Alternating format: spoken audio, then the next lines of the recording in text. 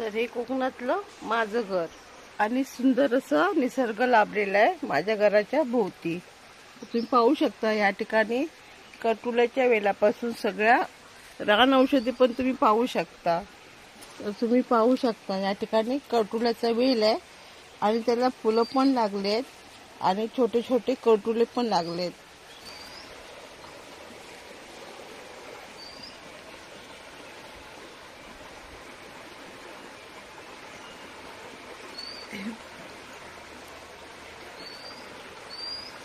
आणि ते बघू शकता या ठिकाणी आहे भारंगीचं झाड.